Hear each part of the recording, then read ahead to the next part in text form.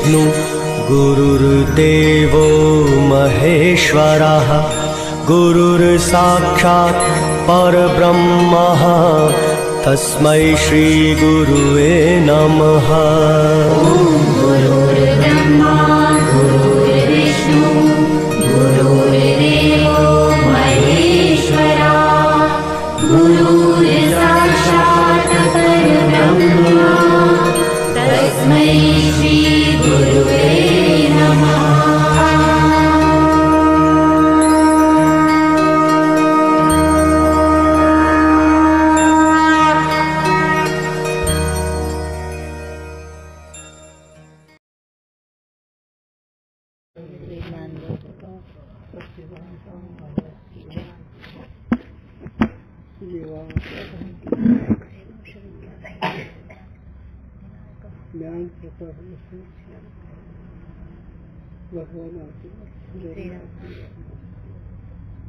जो सुख नित्य प्रकाश विभु नाम रूपार अति न लके जिहि मति लके सोमय शुद्ध अपार अब्दी अपार स्वरूप मम लहरी विष्णु महेश विधि रवि चंदावरुण यम शक्ति धनेश गणेश जा कृपालु सर्वज्ञ कुह्य धारत मुनि ध्यान ताको हो उपाधि ते मोमे मिथ्या भान हे जिहि जाने बिन जगत मनहु जेवरी साप नसे भुजग जग जिहि लही सोहम आपया बोध चाही जाको सुकृती भजत राम निष्काम सो मेरो हे आत्मा काकू करू प्रणव।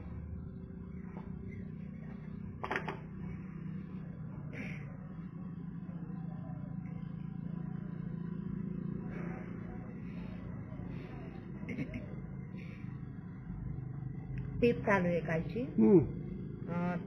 इस रीति से भेदाभेद से विलक्षण अनिर्वचनीय तादात्म्य संबंध है याच्यावर टीप आहे।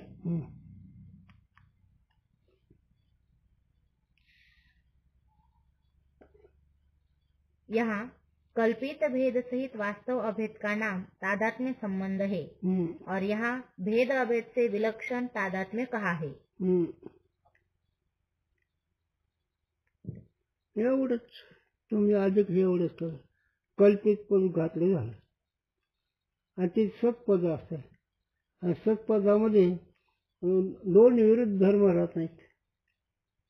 सत वस्तू आहे त्या ठिकाणी दोन विरुद्ध धर्म राहत नाहीत आणि कल्पित वस्तूच्या ठिकाणी दोन विरुद्ध धर्म राहू शकतात कारण कल्पित आहे ना त्याच्यापेक्षा पुढे जर चाललं कल्पित ठिकाणी विरुद्ध धर्मही राहू शकत नाही पण कल्पित तादात्म्य संबंध त्याला अनिर्वचनीय संबंध म्हणावं म्हणून भेदाचे अभेद म्हणजे कल्पित भेद आणि वास्तव अभेद कळलं? हां ते कसं गुरुजींनी सांगावं।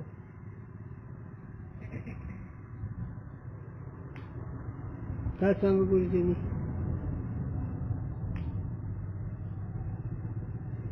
मुलांचा खेळ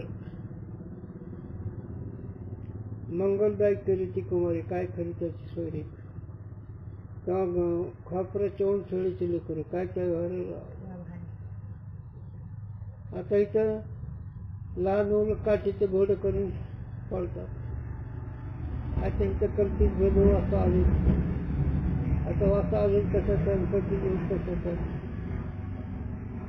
जर लक्ष आलं काठी हे आहे काटे ठिकाणी घोडं नाही त्या संबंध नाही काय वस्तूच नाही तर संबंध कुठे आहे पण मानलेली वस्तूचा कल्पित संबंध असतो कल्पित भेद असतो वास्तव अभेद असतो वास्तव अभेद म्हणजे ते वस्तू नाव अभेद म्हणायचं त्याच वस्तूला नाव आलं ना काठीलाच घोडं मग आता काठीला घोडे आलं ते वास्तव अभेद नाही काठीचा वस्तू नाही ना आणि कल्पित भेद का त्याचा व्यवहार होतो म्हणून कल्पित भेद वास्तव अभेद याला अनिर्वचनीय संबंध म्हणावा म्हणून भट्टाने जे काय भेदाभेद दोन्ही धर्म पदार्थ राहतात हे म्हणणे त्याचा विरोध आहे ते बालक बुद्धीचं आहे अयोग्य आहे असं खंडन केलं।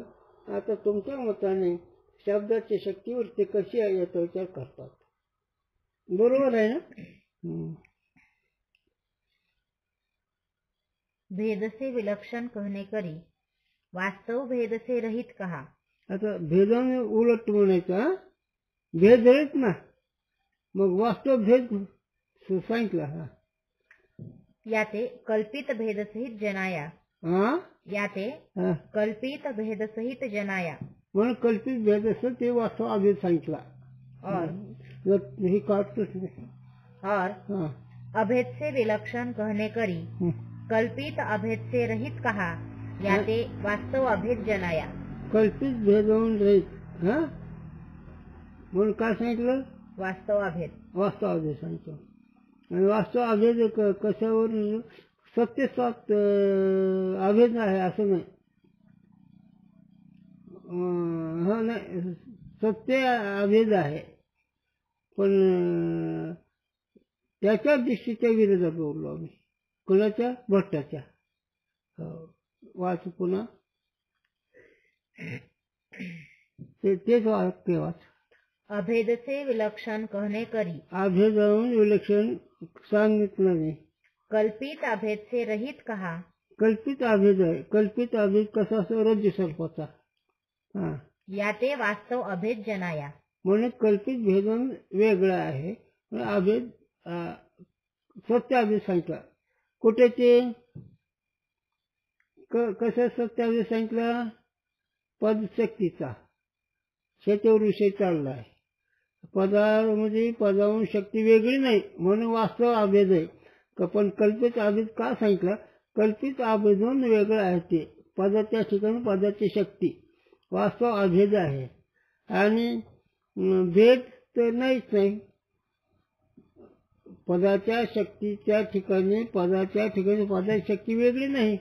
पदाच्या ठिकाणी तादात्म्य संबंध नाही पण कल्पित तादात्म्य संबंध नाही.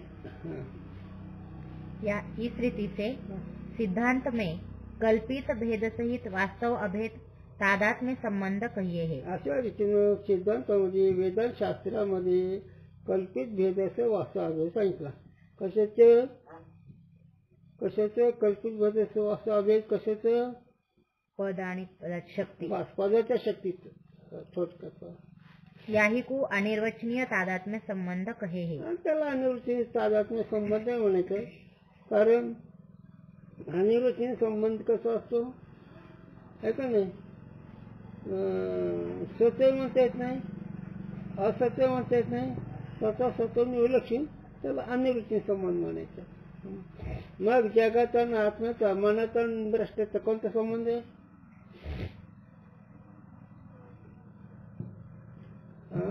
अनिर्वचनीय. का बरं? कल्पित वस्तू असते त्याचा अनिर्वचनीय संबंध असतो. कल्पित वस्तू आहे ना, संकल्प कल्पित आहे का खरा? कल्पित. हा कल्पित. कल्पित वस्तू खरी असते खोटी असते? नसतेच. नसतेच. मग वस्तू का म्हणायचे? भ्रमण वाटते म्हणून. नाही ती वस्तू भ्रमण वाटत असते. त्याला जास्त अनुभवाचा. कोणता? स्वप्नाचा. स्वप्नात नसलेली वस्तू येते असं कोणता विषय आला स्वप्नात? स्वतः शिरच्छेदचा. आणखीन दुसरे काल स्वतःचा मुर्दा चालवलेला ते एक आलं. असं शक्यच आहे का? म्हणून स्वप्नामध्ये कल्पित वस्तू. तसं सिद्धांत अधिष्ठान ठिकाणी ती कक्षा जगाची नाही. काय वेदांत कळायला सांगायला सोपा असतो पण अधिकाऱ्याला अरंग असतो. वस्तू नाही झालं. एक आधीची वस्तू पाहिजे आणि दुसरे काही नाही. सोनं आणि सोन्याचा अलंकार वेगळे का? मग त्याच्या अलंकाराची कल्पना केली सोनच आहे ना. म्हणून माऊली एरवी होईचे तोच आहे. तरी काय त्याची बुद्धी तशी नाही. एरवी तो नाही का बुद्धी तशी नाही. बुद्धी तशी नाही. म्हणून अनिर्वचनीय संबंधाचा विषय कल्पित भेद आणि वास्तव भेद. का? कल्पित वस्तू अधिष्ठान रूप असते. आता त्याच्या पुढे जर पाहिजे कल्पित वस्तू नाहीच आहे तीच त्या रूपाने मग वास्तवाभेद म्हणायचं. मग तुमच्या मनाचा वास्तवाभेद आहे का स्वरूपाचा वास्तवाभेद आहे तुमचा? स्वरूपाचा. दोन्ही चुकलं. व एक वस्तू मिळून त्याचा संबंध नाही आणि अखंड अर्थविषय म्हणजे भेद अभेद नसतो. बरं पण असं अखंड अर्थमध्ये भेदाभेद वस्तू नाहीच. साखराची गोडी अभेद रूपाने राहते का भेद रूपाने राहत नाही? साखराची गोडी साखराच्या क्षेत्रात अभेद रूपाने राहते का कल्पित भेदाने राहते? तर रूपच अखंड अर्थीमध्ये भेदाभेद रहित वस्तू असते. तसं तुम्ही सच्चिदानंद स्वरूपाने अभेद अर्थात संचित भेद अभेद नाही म्हणजे भेदाभेद भ्रम अमंगळाचा. भेद म्हणणे अमंगळ आहे, अभेद म्हणणे अमंगळ आहे.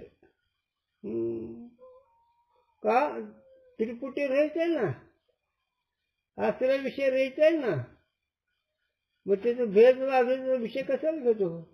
म्हणून विष्णुमय जग वैष्णवाचा आणि भेदाभेद भ्रम अमंगळाचा. अमंगळ म्हणजे आता काय त्याचा अर्थ सांगावा म्हणजे परिस्थिती नाही. मग भेद खरे का भेद खरे दोन्ही नाही असं. चला. परंतु भेदाभेद रूप तादात्म्य असंगत है. म्हणजे भेदाभेद हे म्हणणं बरोबर नाही, असंगत आहे. याते वाचक वाच्यका भेदाभेद रूप तादात्म्य संबंध ही शक्ती है, यह भट्ट अनुसारी का पक्ष समीचन नहीं. म्हणून वाच्य आणि वाचक. वाच्य काय? पदार्थ. वाचक पद. पद या दोघांचा तादात्म्य संबंध म्हणला भेदाभेद आहे हे भट्टासोबत असंगत आहे, बरोबर नाही. भेद आहे अभेद आहे हे त्याचं म्हणणं चुकीचं आहे. किंतु पद के सुनते ही हो हो हो चला. हा किंतु पद के सुनते ही अर्थ के ज्ञान करने की जो पद में सामर्थ्य सोई पद में शक्ति. किती गाडा आले तुम्ही है का नाही? गाडो म्हणून केलं की हे तळात मस्त कळत जाते का त्या पदात असू शकते. पण गाडो वृत्तीच्या रूपाची होती तू ब्रह्म म्हणले की शक्यच नाही. कारण तुम्ही गाडो म्हणून घेणं इतका अधिकारीच आहेत ना. तेव्हा ब्रह्म म्हणून नाही जावत असं ज्या विषय आपले. आता मी तर काय करू ते सगळे गुरूंचे आठवण येतात ना मनात. सुचकी म्हणतात सूचक पण ब्रह्मी म्हणतात ब्रह्म. हो म्हणले तुम्हाला सूचक आलं सूचक आलं म्हणून लगेच उठून बसतो. पण तो ब्रह्म म्हणलं याच एकच कारण अधिकारी नाही. पण ते काय असो अधिकारात प्रकल्प पदावली शक्ती एवढं खरं आहे. ते कसं तो ब्रह्म म्हणल्यावर तू म्हणतो महाराज तुम्ही म्हणते मी ब्रह्म आहे पण मला काही थोडस म्हणजे अनाधिकारीच बोलला पण ब्रह्मच आहे हा. म्हणून पदामध्ये पदाची शक्ती असते आणि त्या पदाच्या शक्तीनं ते पदार्थ कळतो आणि पदाची शक्ती कसं त्याच पदाने त्याच पदार्थाचं ज्ञान होतं. एका पदार्थाने दुसऱ्या पदार्थ ज्ञान होतं नाही. असं घट म्हटलं घटाचं ज्ञान होईल, पट म्हणजे पटाचं ज्ञान होईल. तसं ब्रह्म म्हणजे स्वरूपाचं ज्ञान होतं. म्हणजे त्या पदामध्ये शक्ती इति शक्ती निरूपण. आता पदाच्या शक्तीचं निरूपण कथन म्हणावं. आता शक्य का लक्षण कशाचा? शक्य शक्तीच्या संबंधी पदाच्या शक्तीच्या संबंधी जे असतं शक्य म्हणावं. त्याला वाच्य म्हणावं, त्याला अर्थ म्हणावा, त्याला पदार्थ म्हणावा. वाच्य शक्य म्हणजे पदाचा अर्थ लक्षणा के ज्ञान में शक्य का ज्ञान उपयोगी है. आता तुम्हाला लक्ष जर कळायचं असेल तर शक्यचं ज्ञान झालं पाहिजे. शक्य कळल्याशिवाय लक्ष कळत नाही. त्याचं कसं दृष्टांत दिलं गुरुजींनी. त्या झाडावरून जा. आता इथे शक्य काय झाड हा. शक्य पद वाचक झाड वाच्य त्याच्यावरून जा. मग इथे तुम्ही अर्थ काय केलं ते झाडाच्या संबंधी रस्ता आहे. म्हणजे इथे लक्ष झालं रस्ता, झाड झालं शक्य आणि पद झालं वाचक असं. म्हणून शक्यते ज्ञान होणं फार आवश्यक लक्ष करण्याकरता. मग आता आपण सिद्धांत करू थोडा. जीव आणि साक्षी याचा किती फरक आहे.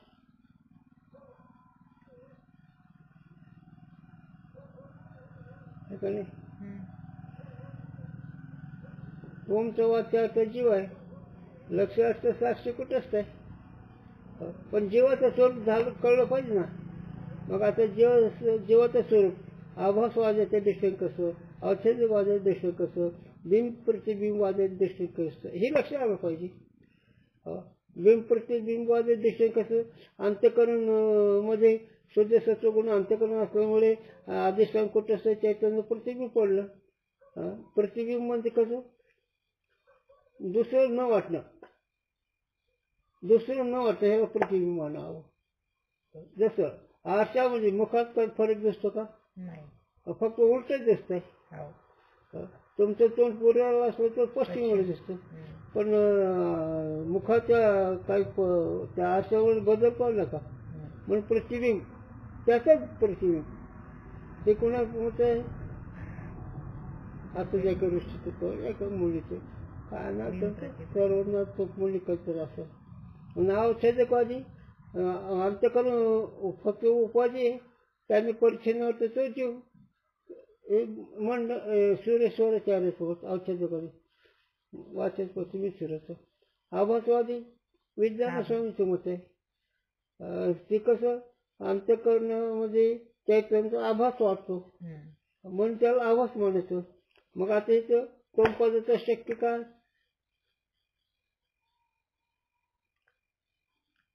कुठं साक्षी.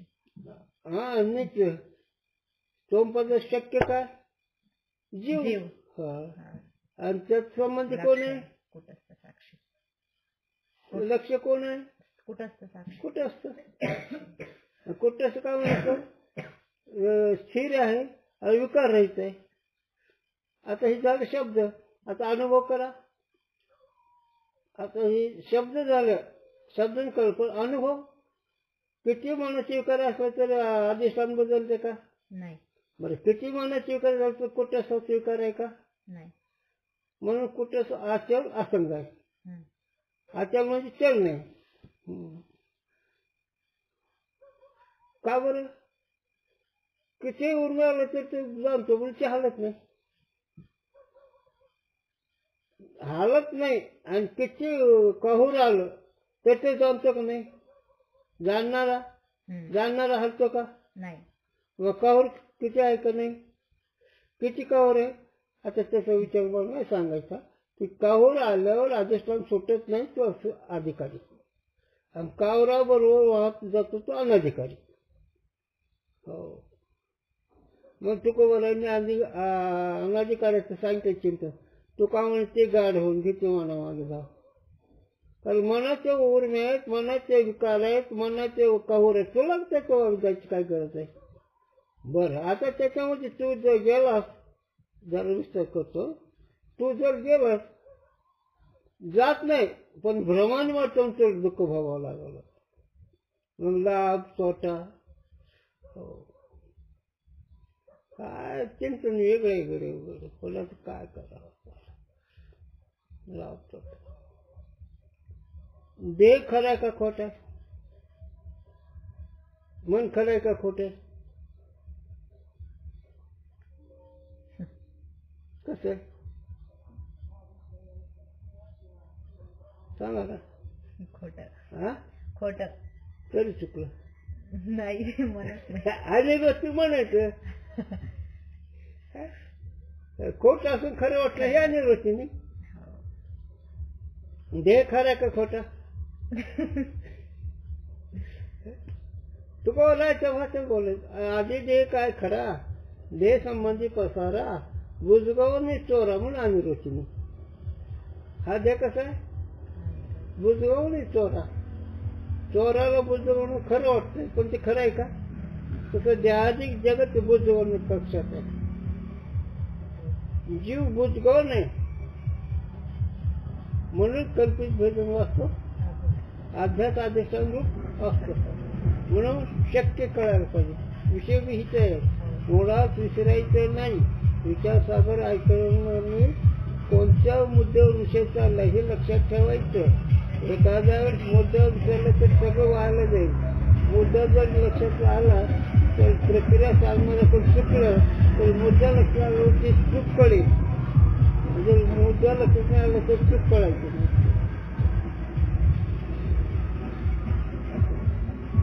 म्हणून शक्य करण्याची गरज आहे. पदार्थ शक्य जे ज्याला लक्ष कळून घ्यायचं त्यांना शक्यचा विचार करावा लागतो.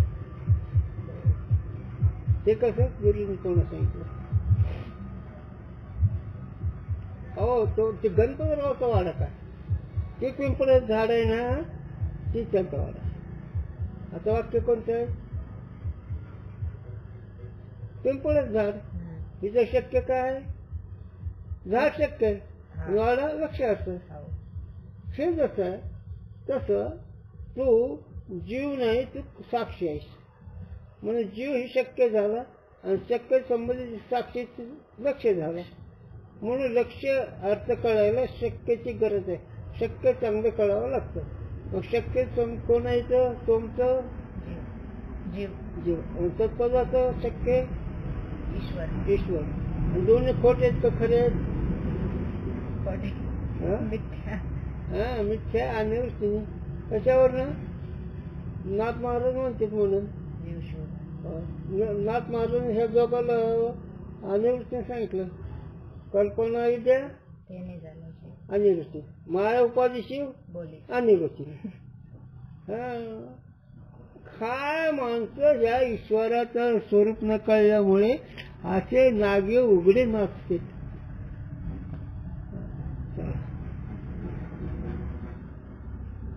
काय ते म्हणून शक्य करणे गरजेचं आहे का नाही? चला काय ते कारण? शक्य संबंध लक्षणा का स्वरूप है. म्हणून शक्यचे संबंध लक्षाचं स्वरूप आहे. शक्य जाने विना शक्य संबंध रूप लक्षणा का ज्ञान होवे नाही. लक्षाचं पाहिजे. लक्षण लक्ष. बरं, शक्यचं ज्ञान झालं तर लक्षाचं ज्ञान होत नाही. त्यात संबंधी वस्तू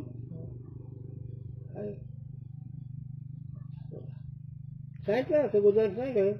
त्या पिंपळाच्या गणपतीत सांगितलं, त्या झाडावर सांगितलं, त्याचे सिद्धांत सांगितलं. आणि ते चैतन्य तुमचं शक्य आहे. आणि त्याचं अधिष्ठान लक्ष असतं. कुठे असतं? लक्ष येतं ना. ती काय म्हणतो? विचार सागराने माझं सगळं व्यवस्थिशीर केलं. विचारा स्वपरमार्थ मला मजेने प्राप्त झाला.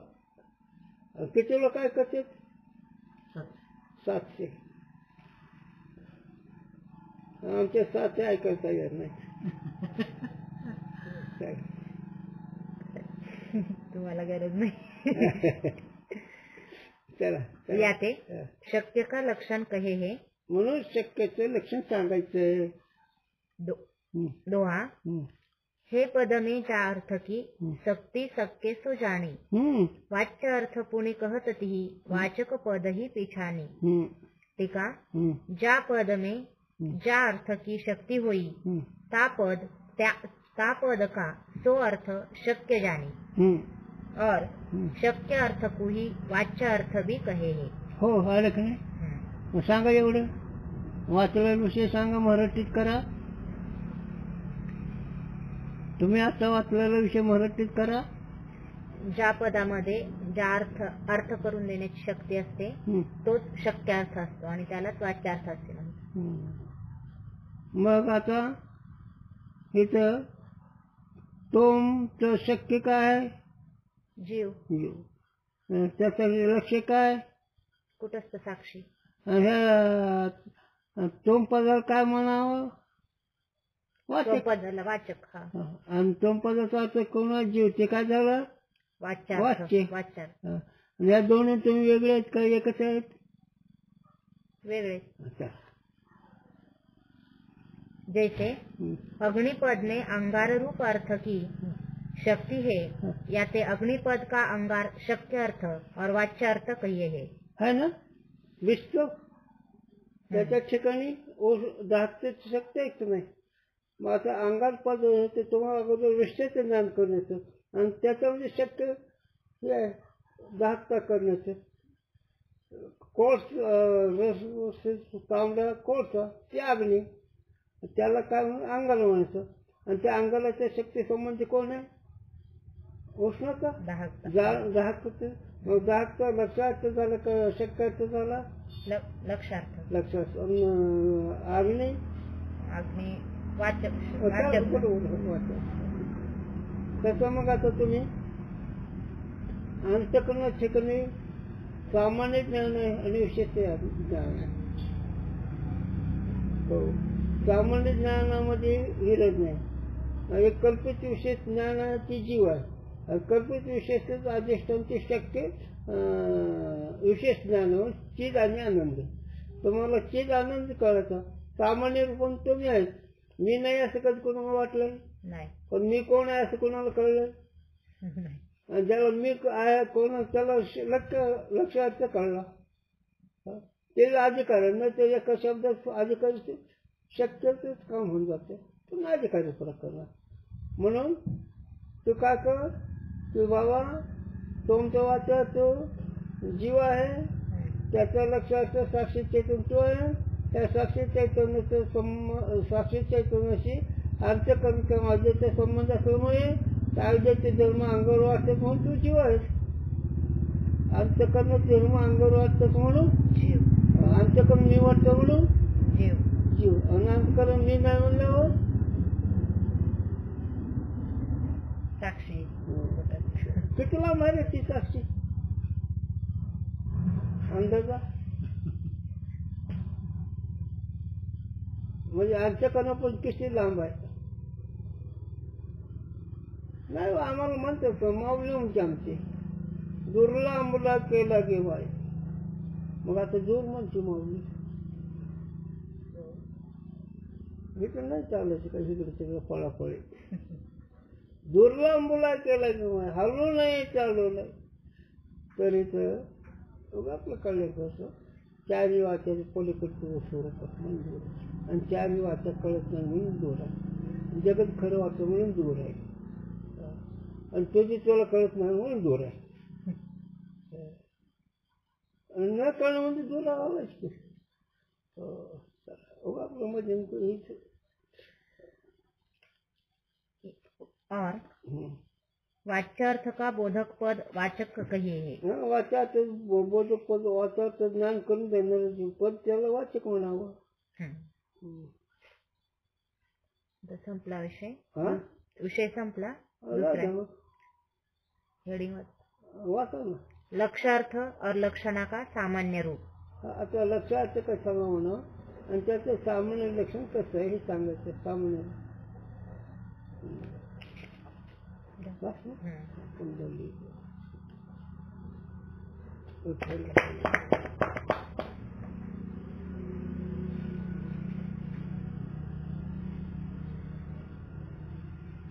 हे यांचे चिरंजीव आहेत.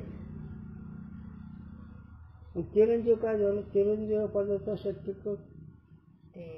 मुलगा कोणाचं? त्या फलाने. ते कोण झालं? लक्षार्थ. फलाण्याचा मुलगा. मुलगा शक्यार्थ झालं आणि फलाण्याचा लक्षात. फलाने लक्षार्थ झाले. मुलगा शक्यार्थ झाला. म्हणून तो हा विठ्ठल आणि तो हा माधव बरोवा. हे जर कळलं तर हे कळेल. तो हा आणि हा तो. मग इथं वाचा शक्यार्थ कोण? जाणणारा ज्याचं वर्णन करतो ते शक्य. आणि तत्वमध्ये सत्याचं खास सर्व सुखाचे आकारण भावपूर्वक मध्ये लक्ष असतात.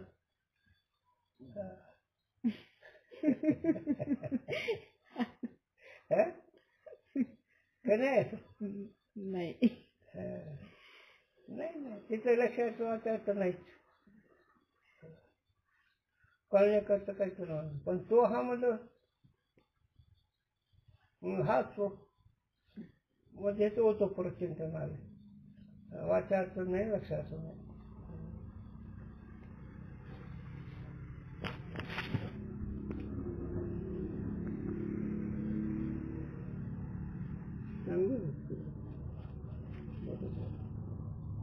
गुरुजी म्हणते मुलांनी बापाला अपेच द्यायला पाहिजे तो मुलगा हुशार आहे.